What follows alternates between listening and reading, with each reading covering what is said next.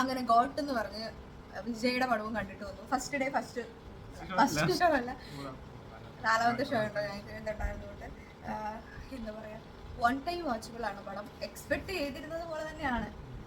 നമ്മള് ട്രെയിലറിലും പിന്നെ സോങ്സ് ഒക്കെ കണ്ടപ്പോ എങ്ങനെയായിരുന്നു എക്സ്പെക്ടേഷൻ അതേപോലെ ഉള്ളൂ. നമ്മളും വലിയ എക്സ്പെക്ടേഷൻ ഇല്ലാണ്ടാണ് ഒരു നോർമൽ വിജയ് പടം കാണുന്ന പോലെ പോയി കണ്ടത്. പക്ഷെ നമുക്ക് വേറെ ഇത് നമ്മളിപ്പോ ട്രെയിലർ കണ്ട എന്താണോ അത് തന്നെയാണ് ഇപ്പൊ. വേറെ ലിയോയുടെ പടം കണ്ട നമുക്ക് അതിന് നമ്മൾ കുറെ എക്സ്പെക്ടേഷൻ ഉണ്ടായിരുന്നു, അതിന് നല്ല എക്സ്പെക്ടേഷൻസ് ഉണ്ടായിരുന്നു. പക്ഷെ ലിയോ കണ്ട നമുക്ക് വിജയുടെ ഒരു പെർഫോമൻസ് ആയാലും ശരി, VFXന്റെ എഫക്റ്റ് ആയാലും ശരി, ആ പടവുമായിട്ട് നോക്കുമ്പോഴത്തേക്കും ഇതിലെ VFX ഒക്കെ എന്താ പറയണ്ട, പ്രകടമായി തന്നെ അറിയാൻ പറ്റുന്നുണ്ട്. സാധാരണ ഒരാൾക്കാർക്ക് ഇത് ശരിക്കും മനസ്സിലാവും. നമ്മൾ ഭയങ്കര ഒരു മൂവി റിവ്യൂറോ അല്ല ആളാവേണ്ട കാര്യമില്ല. സാധാരണ പ്രേക്ഷകൻ കണ്ടാലും മനസ്സിലാവും ഇത് VFXും ഭയങ്കര മോശമായിട്ടുണ്ട്. ശരിക്കും അതിനകത്ത് ചില കാര്യങ്ങളൊക്കെ നമുക്ക് എന്താ പറയണ്ടേ, കണ്ടാൽ തന്നെ നമുക്ക് ഉറപ്പിക്കാം അതൊരു VFXന്റെ എഫക്റ്റ് ആണ്. അതുപോലെ ഇതിന്റെ ഫസ്റ്റ് ആരാ, വിജയ് ഒരു മരിച്ചുപോയ വിജയകാന്തിന്റെ ഒക്കെ ഒരു ഇതുണ്ട്. അതൊക്കെ ലിറ്ററലി നമുക്ക് മനസ്സിലാവും വിജയ് തന്നെയാണ് ചെയ്തിരിക്കുന്നത്. നമ്മുടെ പണ്ടത്തെ ദശാവതാരം കൊണ്ട്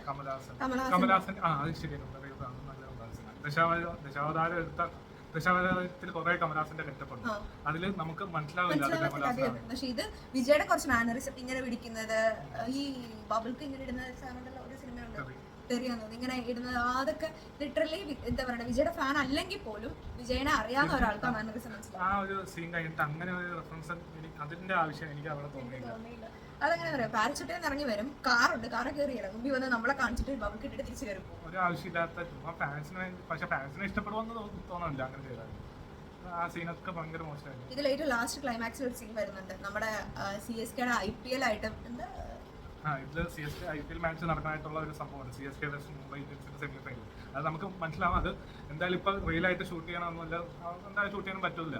പക്ഷെ എന്നാലും അതിന്റെ നമുക്കത് മനസ്സിലാക്കുന്ന ഒരു അളവ് വരെ നമുക്ക് വേറെ നന്നായിട്ട് നമ്മളെ ഇതാക്കണമെങ്കിൽ അതിൽ കുറേ നമുക്ക് മിസ്റ്റേക്സ് നമുക്ക് മനസ്സിലാവും. അതിന്റെ കമന്ററി ആയാലും പിന്നെ ഒരു സ്കോർ ബോർഡിൽ സ്കോർ ഇങ്ങനെ എഴുതി കാണിക്കുന്നുണ്ട്. ധോണി പിന്നെ ആക്ച്വൽ മാച്ചിൽ ഗൈക്വാഡ് എന്ന പ്ലെയർ ആയിരുന്നു അവസാനം ഓവറിൽ ബാറ്റ് ചെയ്തുകൊണ്ടിരുന്നത്. പക്ഷേ ഇതിൽ കമന്ററി പറയുമ്പോൾ ധോണി ജഡേജയും ബാറ്റ് ചെയ്തുകൊണ്ടിരിക്കുന്നു, ഇത്ര റൺസ് വേണം ജയിക്കാൻ, അങ്ങനെ പറയുന്നുണ്ട്. അങ്ങനത്തെ മിസ്റ്റേക്ക് ഒക്കെ ശരിക്കും അത് മിസ്റ്റേക്ക് ആകാതിരിക്കായിരുന്നു. എന്ന് വെച്ചാൽ സ്കോർ എഴുതി കാണിക്കും, അത് വേണമെങ്കിൽ കട്ട് ചെയ്തിട്ട് ആണെങ്കിൽ പിന്നെ നമ്മളൊരു മാച്ച് ഇപ്പോൾ ക്രിക്കറ്റ് അറിയണവർക്കൊക്കെ അത്യാവശ്യം ഓർമ്മ ഉണ്ടാവും. പക്ഷേ അത്യാവശ്യം ഓർമ്മയില്ലാത്തവരാണെങ്കിൽ അങ്ങനെ ആ ഇതിൽ പോയാണ്. പക്ഷേ അതിൽ സ്കോർ ചെയ്ത് കാണിച്ചായിരുന്നു ഏറ്റവും വലിയ മിസ്റ്റേക്ക്. അത് എഡിറ്റ് ചെയ്യുമ്പോഴെങ്കിലും അങ്ങനത്തെ തെറ്റുണ്ട്.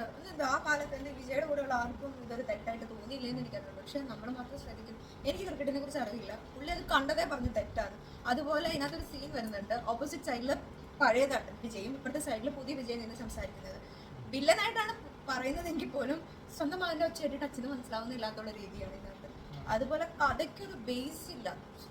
ഇപ്പൊ സാധാരണ വിജയുടെ സിനിമ എന്ന് പറഞ്ഞാൽ നമ്മൾ കഥ അത്ര നോക്കൂല, പക്ഷെ എന്നാലും കഥ നല്ലൊരു സ്ക്രീൻ പ്ലേ. വിജയ് എന്ന് പറഞ്ഞാൽ എല്ലാ ഫാമിലി ഓഡിയൻസിനും ഇഷ്ടപ്പെടുന്ന ആളാണ്.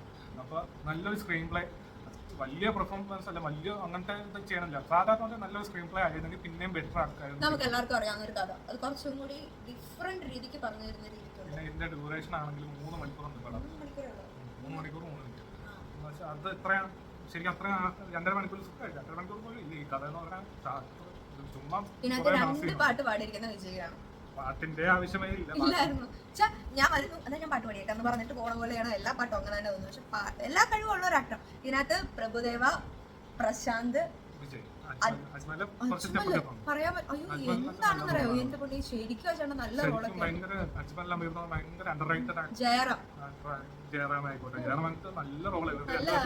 അജ്മൽ ആയാലും ജയറാമായാലും നമുക്ക് മലയാളികൾക്ക് അഭിമാനിക്കാൻ പറ്റുന്ന രീതിയിലുള്ള ഒരു 2 ക്യാരക്ടേഴ്സ് ആണ് അവർ രണ്ട്. ശരിക്കും അവരുടെ പ്രസൻസ് വളരെ നല്ലതായിരുന്നു. അതുപോലെ വൈഭവം ഉണ്ട് ഇതിനകത്ത്. ഇതിനകത്ത് ഡബിങ് എനിക്ക് ഭയങ്കരമായിട്ട് ഇഷ്ടപ്പെട്ടു. ആ വില്ലന്റെ പേരെന്നാ, വിജയുടെ വില്ലൻ, ആ താടിമുടിയുള്ള ആളുടെ പേര് കാർത്തിക്. ആ പുള്ളിക്കാരനെ ഡബ് ചെയ്തിരിക്കുന്നതേ എനിക്ക് തോന്നുന്നത് നമ്മുടെ സംതിങ്ങിൽ ഒരു ജയൻ രവിയുടെ അച്ഛനില്ലേ, അച്ഛനായിട്ട് വരുന്നൊരു ചേട്ടൻ വരും, എനിക്ക് വേറെ അറിയില്ല. ആ പുള്ളിക്കാരന്റെ സൗണ്ട് നല്ല രസമുണ്ടായിരുന്നു. ആ വോയിസ് കേൾക്കാൻ അയാളായിട്ട് ആക്ടിങ് ആയിട്ട് വയസ്സിൽ എനിക്കൊന്നും തോന്നിയില്ല, പക്ഷെ ആ സൗണ്ട് കേൾക്കാൻ തന്നെ നല്ല രസമുണ്ടായിരുന്നു. ഇതിനകത്ത് കനികയുണ്ട്, സ്നേഹയുണ്ട്, കനികനെ കണ്ട്, സ്നേഹമുണ്ട്, യോഗി ബാബു ഉണ്ട്, അങ്ങനെ കുറച്ച് പേർക്ക് നല്ല ഇമ്പോർട്ടൻസ് കൊടുത്തിട്ടുള്ള ഒരു പടം തന്നെയാണ്. ഇതിനകത്ത് ഏറ്റവും വലിയൊരു മിസ്റ്റേക്ക് എന്താണെന്ന് വെച്ചാൽ സാധാരണ ഡാൻസ് മാസ്റ്റേഴ്സ് ഡാൻസ് അറിയാവുന്നവരോട് കളിച്ചു കഴിഞ്ഞാൽ ഡാൻസ് മാസ്റ്റേഴ്സ് അല്ലേ കുറച്ചുകൂടി സ്കോർ ചെയ്ത് നിൽക്കുക. സെയിം ആണ് ഇവിടെ സംഭവിച്ചത്. പ്രഭുദേവ ഏറ്റവും ഇന്ത്യയിലെ തന്നെ വേൾഡിലെ തന്നെ നല്ല സൂപ്പർ ഡാൻസർ അല്ലേ. അപ്പോൾ നമുക്ക് എന്തായാലും പ്രഭുദേവയും വിജയ് കമ്പയർ ചെയ്യുമ്പോൾ പ്രഭുദേവ വിജയ് പ്രഭുദേവ ഇങ്ങനെ കൈ എടുക്കുന്നുണ്ടെങ്കിൽ വിജയ് പാവം കഷ്ടപ്പെട്ട് കൈ എടുക്കുന്ന ഫീൽ നമുക്ക്. കാരണം അവർ ഒരുമിച്ച് നിർത്തരുതായിരുന്നു. കാരണം അവരെ നോക്കാൻ പറ്റുന്നില്ല, ഹീറോയിനെ നോക്കാൻ പറ്റുന്നില്ല, കൂടെ നിൽക്കുന്ന ആളെ നോക്കാൻ പറ്റില്ല. അതുപോലെ പ്രശാന്ത് എന്ന് പറഞ്ഞ കേട്ടോ പഴയ ആക്ടറാണ്, പക്ഷെ പിന്നെ ഒരു കമ്പാക്ക് അടയ അയാളുടെ അത് ശരിക്കും നല്ല രസമുണ്ടായിരുന്നു. ഇതിനകത്ത് സ്നേഹയുടെ ക്യാരക്ടർ വളരെ നല്ലതാണ്. പിന്നെ ഈ പ്രശാന്തിന്റെ ഭാര്യ പഴയൊരു ആക്ട്രസ് ഉണ്ട്, ആ ചേച്ചിയൊക്കെ നല്ല രീതിക്ക് അഭിനയിച്ചു. ഇതിനകത്ത് ആക്ടിങ് വൈസ് എല്ലാം നല്ലതാണ്. പക്ഷെ ഒരാവശ്യമില്ലാതെ റഷ്യ, ഒരാവശ്യമില്ലാതെ തായ്ലാന്റ്, ഒരാവശ്യമില്ല. ഇതിനകത്ത് ഏറ്റവും വലിയ വൈഫ് എന്നാണെന്നറിയോ, ഇതിനകത്ത് ഒരു ഫ്ലാഷ് ബാക്ക് പോലെ കാണിക്കുന്നുണ്ട്. ആ ഫ്ലാഷ് ബാക്കിൽ ഒരാൾ മരിക്കുമെന്ന് പറഞ്ഞും കാണിക്കുന്നുണ്ട്. പക്ഷെ റിയൽ ലൈഫിൽ അയാൾ മരിക്കത്തുമില്ല. അതെങ്ങനെ സംഭവിച്ചെന്ന് സ്നേഹ അവസാനം ചോദിക്കും വില്ലനോട്. അതിന്റെ ആവശ്യത്തോടെ ഇല്ലാന്ന് അയാൾ പറഞ്ഞു ചാപ്റ്റർ ക്ലോസ് ചെയ്യും. ഫ്ലാഷ് ബാക്കിൽ നമുക്ക് മനസ്സിലാവാത്ത രീതിക്കായിരിക്കും ചെയ്യുക. കണ്ടിട്ടുള്ളവർക്കാണെങ്കിൽ അത് മനസ്സിലാവും. ഒരു ആക്സിഡന്റ് കാണിക്കും, അതിൽ കുറച്ച് പേര് മരിക്കും. അതെങ്ങനെ മരിച്ചു, അത് അയാളല്ല. അവസാനം മരിച്ച ആൾ ജീവനോടെ വരുന്നു. ഭയങ്കര എന്താ പറയണ്ടേ, ഒന്നും മനസ്സിലാവാത്ത റിയലിസ്റ്റിക് ആയിട്ട് തോന്നുന്നില്ല.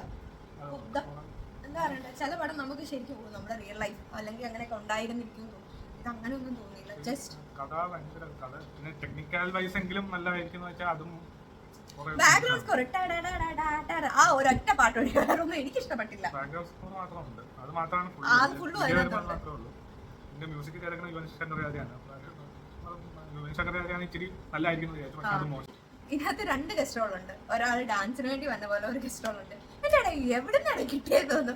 ഏതാ ശിവകാർത്തികന്റെ ധനുഷിന്റെ ഒരു പടത്തിനകത്ത് നയൻതാര ഗസ്റ്റ് റോളി വരില്ലേ, ഐറ്റം ഡാൻസ് കളിക്കാൻ വേണ്ടി പാട്ടാടാൻ പോയി. അതേപോലെ ഒരു ഗസ്റ്റ് റോൾ ആണ് വേണ്ടത്. 5 മിനിറ്റേ ഉള്ളൂ. പാട്ട് 10 മിനിറ്റ് ഉണ്ടെന്ന് വെച്ചോ, 10 മിനിറ്റ് ഉണ്ടെന്ന് കുട്ടിക്കോ, അത് 5 മിനിറ്റ് പുള്ളി അത്ര കാണാനുള്ളൂ. വന്നിട്ട് എന്താ ചെയ്തതെന്ന് അവർക്ക് പറഞ്ഞുകൂടായിരിക്കും. കാണുന്ന നമുക്ക് മനസ്സിലായിട്ടുണ്ടല്ലോ. വന്നു പോയി പെട്ടെന്നായിരുന്നല്ലോ. ഏറ്റവും അവസാനം വേറൊരു ഗസ്റ്റ് റോൾ കാണിക്കുന്നുണ്ട്. പുള്ളിക്കാരൻ നല്ല അടിപൊളിയായിട്ട് വന്ന കുറച്ച് സമയം വന്ന് മാസമായിട്ട് ചെയ്തിട്ട് തന്നെ പോയിട്ടുണ്ട്. ഇതിനകത്ത് വന്നിരിക്കുന്ന ക്യാരക്ടേഴ്സ് കുറച്ചുള്ളെങ്കിൽ പോലും കുറച്ചുകൂടി നീറ്റായിട്ട് വന്ന് നിന്നിട്ട് പോയ ക്യാരക്ടേഴ്സ്. അതുപോലെ ഈ വിജയുടെ ചെറുപ്പകാലം കാണിച്ചിട്ടുണ്ടല്ലേ പൊന്നെ. 16-ാമത്തെ വയസ്സിലെ വിജയനെ കാണിക്കാൻ സഹിക്കാൻ പറ്റില്ല. 21-ാമത്തെ വയസ്സിലെ വിജയിനെ പിന്നെ സഹിക്കാന്ന് പറയാം. 16-ാമത്തെ വയസ്സിലെ വിജയ് സീരിയസ് ആയിട്ട് ഒരു ഡയലോഗ് പറയാം, ആണോ എന്ന് ചോദിക്കുക. പക്ഷെ ഈ എഫക്റ്റിന്റെ എന്താന്ന് പുള്ളിക്കാരന്റെ 32 കാണുന്ന രീതിക്കാണ്. 21-ാം വയസ്സിലെ ഇപ്പോഴത്തെ ജനറേഷനിലെ പിള്ളേരൊന്ന് ആലോചിച്ചാൽ മതി. ഇങ്ങനെ ആ വിജയുടെ ലുക്ക് ഇങ്ങനെ ഇത്രയും കൊളാക്കണം, മീശ താടി ഇങ്ങനെ കൊളാക്കണമെന്ന് എനിക്കറിയില്ല. ഇപ്പോഴത്തെ പിള്ളേർക്കാണെങ്കിൽ താടി മീശയൊക്കെ അത്യാവശ്യം നന്നായിട്ടല്ലേ ഇരിക്കുള്ളൂ. പിന്നെ പോട്ടെ നോക്കാം, അത് പോട്ടെ നോക്കാം. 16-ാമത്തെ വയസ്സിലാണോ പറയുന്നത്, ഒരു വിജയം കൂടി വരും. എന്തിനാണ് അത് ചെയ്തതെന്ന് മനസ്സിലായില്ല. നമ്മളെല്ലാരും അച്ഛന്മാരുടെ അതേ ചായ തന്നെ ഇരിക്കും എന്ന് പറയുന്നവരല്ലല്ലോ മക്കളാരും. സോ എങ്ങനെ വേണേലും കൊണ്ടുവരാമായിരുന്നു. പക്ഷെ ഭയങ്കരമായിട്ടും ഇതിപ്പോ എങ്ങനെ പറയാ, വിജയ് വേഴ്സസ് ഇളയ തലപതി വേഴ്സസ് ഇളയ തലപതി അങ്ങനെ കൊണ്ടുവരിക്കാൻ വേണ്ടിയാണ് ഇത് ചെയ്തത് പോലെ തോന്നി. അങ്ങനെ അപ്പൊ ആ വിജയ് ഇല്ലായെങ്കിൽ സാധാരണ ഒരാളാണെങ്കിൽ ചിലപ്പോൾ അത്ര ഇല്ലാത്ത ഇമ്പാക്ട് ഉണ്ടാവാനായിരിക്കും. ശരിക്കും ഇതിനകത്ത് വൺ ടൈം വാച്ചബിൾ ആയിട്ട് തന്നെ ഫീൽ ആയത്. കാരണം നല്ല സമയം വേണം, നല്ല ക്ഷമ വേണം. ചില സമയത്ത് നമുക്ക് ഉറക്കം ഇനി ചില കോമഡീസും ഉണ്ട് കേട്ടോ. വിജയ് ബാബുവിന്റെ കമന്റും കൗണ്ടറൊക്കെ വിജയ് ബാബു പറയുമ്പോൾ യോഗി ബാബുവിന്റെ കൗണ്ടർ കോമഡി ഒക്കെ വളരെ നല്ലതായിരുന്നു. ഇതിനകത്ത് വിജയുടെ പേര് എനിക്ക് ഇഷ്ടപ്പെട്ടു, ഗാന്ധി ജവഹർലാൽ. അവരുടെ കോൺവെർസേഷൻ